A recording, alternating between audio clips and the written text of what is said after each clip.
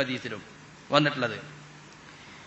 മക്കയിലും മദീനയിലും തറാവി നിസ്കാരം 20 നമസ്കരിക്കുന്നു. കേരളത്തിലെ സലഫികൾ 8 നിസ്കരിക്കുന്നു. ഇത് വൈരുദ്ധ്യമല്ലേ? മക്കയിലും മദീനയിലും അതുപോലെ സൗദി അറേബ്യയിലും ഒരുപാട് കാര്യങ്ങൾ ഹംബലി മദ്ഹബ് അനുസരിച്ചാണ് നടക്കുന്നത്. അതുകൊണ്ട് അത് നമുക്ക് മാതൃകയാക്കാൻ കഴിയില്ല. നിങ്ങൾ മക്കയിലേക്ക് നോക്കൂ, മദീനയിലേക്ക് നോക്കൂ എന്ന് ഖുർആനിൽ എവിടെയും പറഞ്ഞിട്ടില്ല. ഇപ്പൊ മക്കയത്തെ സദ്ദാമ് പിടിച്ചാൽ അവിടെ ജാറം ഉണ്ടാവും ചിലപ്പോ. അപ്പൊ നമുക്ക് ഇവിടെ ജാറം തുടങ്ങാൻ പറ്റുമോ? പറ്റൂല്ലോ.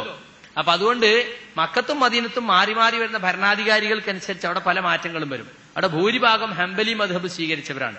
ഹംബലി മദ്ഹബ് സ്വീകരിച്ചവരുടെ അഖീദ സലഫി അഖീദയാണ്. പക്ഷെ ഫിഖഹിയായ കാര്യങ്ങളിൽ നമ്മളുമായിട്ട് പല വ്യത്യാസങ്ങളും അവർക്കുണ്ട്. ഹംബലി മദ്ഹബില് രാത്രി നിസ്കാരത്തിന്റെ റക്അത്തിന് ഒരു കണക്കുമില്ലാണ്. അവിടെ പോയി 23 അല്ല. ഇപ്പൊ ഞാൻ 2 റമദാൻ മുമ്പ് അവിടെ പോയിരുന്നു.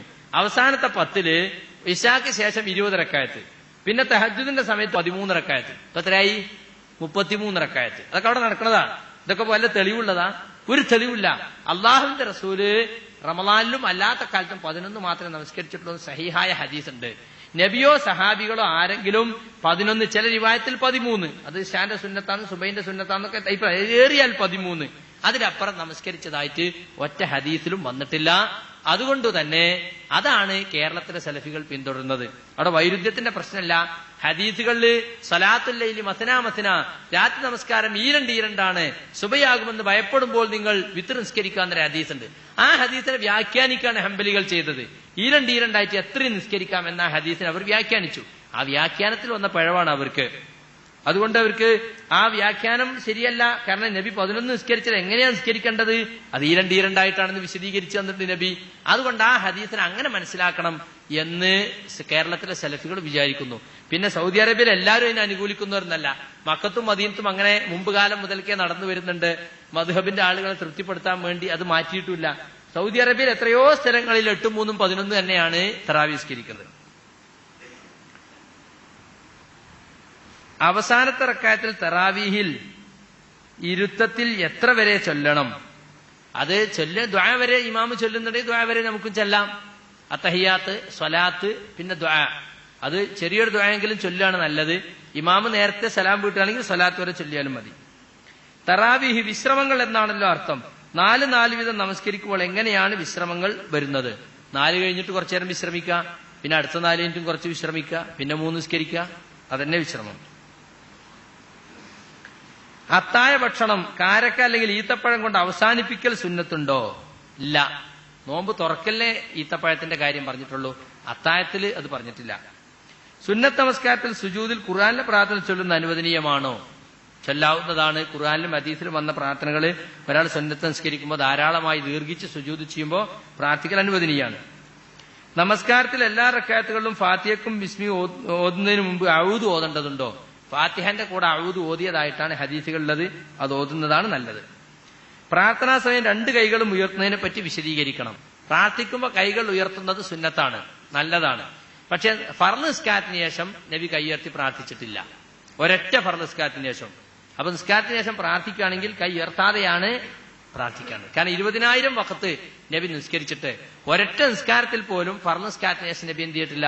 കൈ ഉയർത്തി പ്രാർത്ഥിച്ചിട്ടില്ല. അതുപോലെ ജുമഅക്ക് നബി പ്രാർത്ഥിക്കുമ്പോ നബിയോ മഅ്മൂമീങ്ങളോ കൈ ഉയർത്തിയതായിട്ട് ഹദീസിൽ വന്നിട്ടില്ല. ഇവിടെ ഞാൻ പറഞ്ഞതാണ്, ജുമഅക്ക് ഞാൻ പ്രാർത്ഥിക്കുമ്പോൾ നിങ്ങൾ കൈ ഉയർത്തേണ്ടതില്ല, ആമീൻ പറയേണ്ടതില്ല. എന്നാലും കുറെ ആളുകൾ എന്ത് ചെയ്യും? അത് ആമീൻ പറയും. പ്രാർത്ഥന മാത്രമേ ഉള്ളൂ. പിന്നെ ഒളു ഉണ്ടാക്കിയാൽ 2 റക്അത്ത് നമസ്കാരം സുന്നത്തുണ്ട് എന്ന് പുസ്തകത്തിൽ വായിച്ചു. എപ്പോഴും ഒരു സത്യവിശ്വാസിക്ക് ഒളു എടുത്ത് 2 റക്അത്ത് സുന്നത്ത് നിസ്കരിക്കാം. നിസ്കാരം വിരോധിക്കപ്പെട്ട സമയമായിരിക്കരുത് എന്ന് മാത്രം. നോമ്പ് തുറക്കാൻ കാരക്ക ഉപയോഗിക്കുന്നു, ഈത്തപ്പഴം ഉപയോഗിക്കുന്ന വ്യത്യാസമുണ്ട്. ഏതാണ് നല്ലത്? അത് രണ്ടും ഒന്നിന്റെ വകഭേദമാണ്. അതിൽ കുഴപ്പമൊന്നുമില്ല. തമ്പ്ര് തന്നെയാണ്, കാരക്ക തന്നെയാണിത്. കാരക്ക ഈത്തപ്പഴമൊക്കെ ഒരുപോലെ തന്നെയാണ്. ഒന്ന് ഉണങ്ങിയെന്നുള്ളൂ. ഇത് ഉണക്കി അത് കാരക്കായി. വെള്ളിയാഴ്ച സൂറത്തുൽ കഹ്ഫ് ഓതുന്നത് സുന്നത്തുണ്ടോ? പുണ്യമാണോ? സുന്നത്തുണ്ട്. വെള്ളിയാഴ്ച ഇന്നലെ, അതായത് വ്യാഴാഴ്ച രാത്രി, അതായത് വെള്ളിയാഴ്ച രാവും പകലും സൂറത്തുൽ കഹ്ഫ് പ്രത്യേകം സുന്നത്തുണ്ട്, ഹദീസിൽ വന്നിട്ടുണ്ട്. വ്യാഴാഴ്ച രാത്രി മഗ്രിബിന് സൂറത്തുൽ കാഫിറൂനും സൂറത്തുൽ ഇഖ്ലാസും സുന്നത്തുണ്ടോ? സഹീഹായ ഹദീസിൽ ഞാൻ കണ്ടിട്ടില്ല. നിങ്ങൾ കണ്ടിട്ടുണ്ടെങ്കിൽ ഒന്ന് പറഞ്ഞെന്നായി. തറാവി നമസ്കാരം ഇമാമിന്റെ പിന്നിൽ നിസ്കരിക്കുമ്പോൾ 11 റക്അത്തും പൂർണ്ണമായി നമസ്കരിക്കാൻ നിർബന്ധമുണ്ടോ? നിർബന്ധമില്ല. നബി കുറച്ച് നിസ്കരിക്കും പിന്നെ ഉറങ്ങും, പിന്നെ കുറച്ച് നിസ്കരിക്കും പിന്നെ ഉറങ്ങും, അങ്ങനെയൊക്കെ നിസ്കരിച്ചിട്ടുണ്ട്. അപ്പൊ അതുകൊണ്ട് കുറച്ച് നിസ്കരിച്ചിട്ട് ഒരാൾ പോയി ഉറങ്ങിയിട്ട് പിന്നെ എണീറ്റ് നിസ്കരിക്കുകയാണെങ്കിൽ അത് തെറ്റാണെന്ന് പറയാൻ പറ്റില്ല. റമളാൻ അല്ലാത്തപ്പോഴും പതിവായി തഹജ്ജുദ് നിസ്കരിക്കുന്ന ഒരാൾക്ക് 3 റക്അത്ത് തഹജ്ജുദാക്കി നമസ്കരിക്കുന്നതാണോ ഉത്തമം, അതോ ഇമാമോട് കൂടി തറാവി പൂർണ്ണമായി നമസ്കരിക്കുന്നതാണോ? ഇമാമോട് കൂടി തുടങ്ങി ഇമാമോട് കൂടി അവസാനിച്ചാൽ ഒരു രാത്രി മുഴുവൻ നമസ്കരിച്ച പുണ്യം കിട്ടും എന്ന് ഹദീസിലുണ്ട്. ആ പുണ്യം ലഭിക്കണമെങ്കിൽ ഇമാമിന്റെ കൂടെ അവസാനിപ്പിക്കണം. അല്ല, ആ പുണ്യം എനിക്ക് ആവശ്യമല്ല, എനിക്ക് തഹജ്ജുദിന്റെ ആ സമയം കിട്ടിയാൽ മതി എന്നാണെങ്കിൽ അയാൾക്ക് തിരിഞ്ഞു പോകുന്നതിനും തെറ്റൊന്നുമില്ല. റമളാനിൽ പകൽ തസ്ബീഹ് നമസ്കാരമുണ്ടോ? ചിലയിടങ്ങളിൽ സ്ത്രീകൾ കൂട്ടമായി നമസ്കരിക്കുന്നത് കാണാം. തസ്ബീഹ് നമസ്കാരത്തിന്റെ ഹദീസുകൾ മുഹദ്ദിസുകൾക്കിടയിൽ തന്നെ അഭിപ്രായ വ്യത്യാസമുള്ള കാര്യമാണ്. അത് ലൈഫാണെന്നാണ് മിക്കവാറും പണ്ഡിതന്മാരെല്ലാവരും പറഞ്ഞിട്ടുള്ളത്. അതുകൊണ്ട് സഹീഹാണെന്ന് ഉറപ്പുള്ള നിസ്കാരം തന്നെ ധാരാളം ഉണ്ടാകുമ്പോൾ നമ്മൾ സഹീഹാണെന്ന് ഉറപ്പില്ലാത്ത നിസ്കാരത്തിന് പോകേണ്ടതില്ല. സഹീഹായ സുന്നത്ത് നമസ്കാരങ്ങൾ നമ്മൾ ചെയ്താൽ മതി. ഇനി ഒരാൾ തറാവീനെ കുറിച്ച് നീണ്ട ചോദ്യം. നിങ്ങൾ തറാവീഹ് 8+3 = 11 നിസ്കരിക്കുന്നു.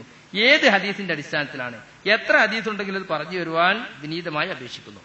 ഇമാം ബുഖാരിയും മുസ്ലിം ഒക്കെ റിപ്പോർട്ട് ചെയ്ത ഹദീസിൽ അബൂ സലമത്ത് ബിൻ അബ്ദുറഹ്മാൻ ആയിഷ റളിയല്ലാഹു അൻഹയിൽ റിവായത്ത് ചെയ്യുന്ന ഹദീസാണ്. അത് ആയിഷ റളിയല്ലാഹു അൻഹയോട് ചോദിക്കാണ് നബി സല്ലല്ലാഹു അലൈഹി വസല്ലം റമളാൻ നിസ്കാരം എങ്ങനെയായിരുന്നു? അപ്പൊ ആയിഷ ബീവി പറയാണ്, മാകാന യസീദു ഫി റമളാന വലാ ഫി ഗൈരിഹി അലാ 11 റക്അത്തൻ. ഇമാം ബുഖാരി തന്റെ സഹീഹിൽ സലാത്തു തറാവി എന്ന അധ്യായത്തിൽ ഉദ്ധരിച്ച ഹദീസാണ്. അത് നോക്കിയാൽ എല്ലാവർക്കും കാണുമല്ലോ.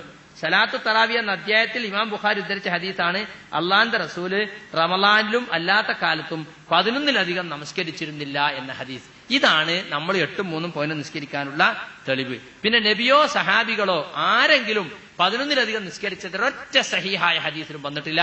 ഹദീസിൽ നിങ്ങൾ എഴുതിക്കൊണ്ടരും, അതിന്റെ ദുർബലത ഞാൻ പറഞ്ഞുതരും ഇൻഷാ അല്ലാഹ്. 2, റമളാനിലും അല്ലാത്തപ്പോഴും നബി സ്വല്ലല്ലാഹു അലൈഹി വസല്ലം 11-ൽ കൂടുതൽ നമസ്കരിച്ചിട്ടില്ല എന്ന ആയിഷ റളിയല്ലാഹുവിന്റെ റിപ്പോർട്ടാണെങ്കിൽ തറാവി റമളാനിൽ മാത്രമല്ലേ ഉള്ളൂ, അല്ലാത്തപ്പോഴും എന്ന് പറയുന്നത് എന്താണ്?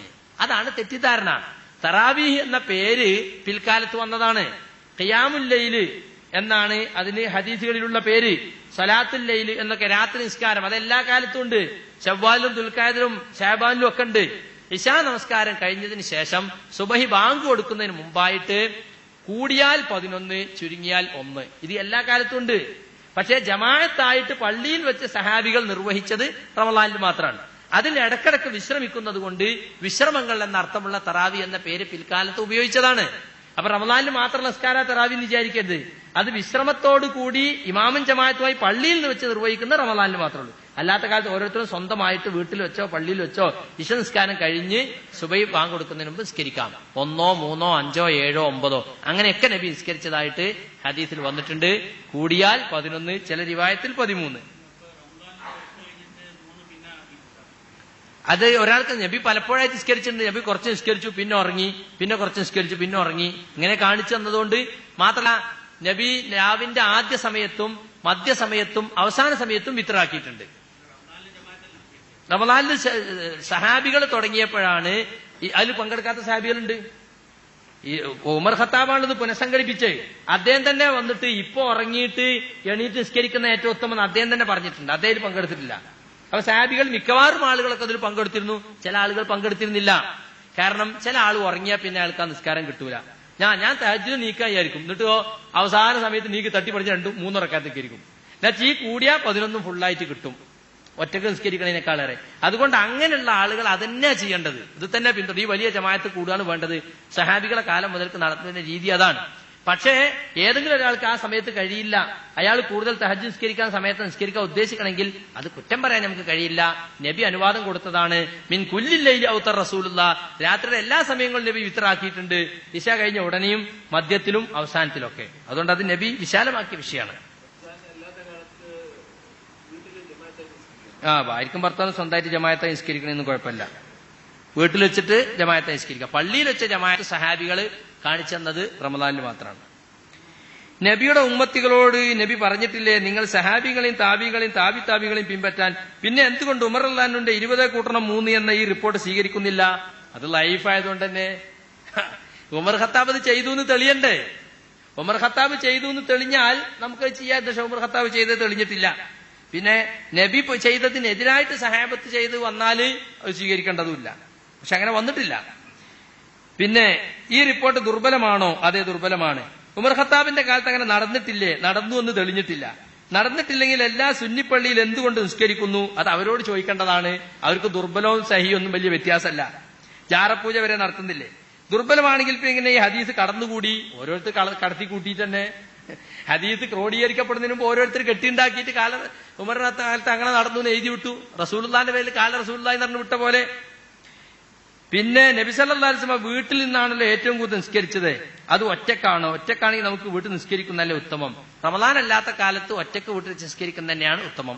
റമദാനിൽ ഈ ജമാഅത്തിൽ പങ്കെടുക്കുന്നതാണ് നല്ലത്. കാരണം പല ആളുകൾക്കും അത് നഷ്ടപ്പെടാനിടയാവും ഇതിൽ പങ്കെടുത്തില്ലെങ്കിൽ. തറാവി നിസ്കരിക്കുമ്പോൾ ഓരോ 2 റക്അത്തിന് നിയ്യത്ത് വെക്കണമോ?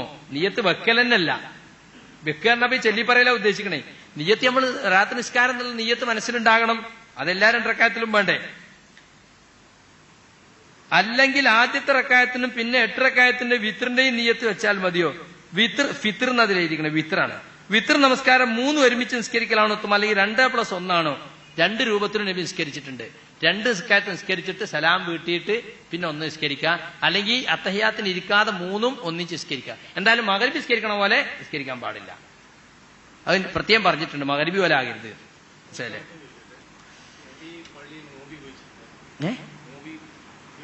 ഇല്ല.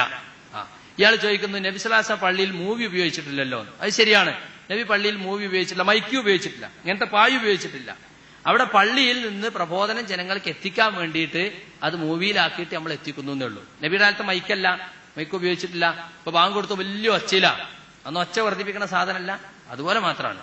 അവിടെ നമ്മളൊന്നും പുതിയതുണ്ടാക്കി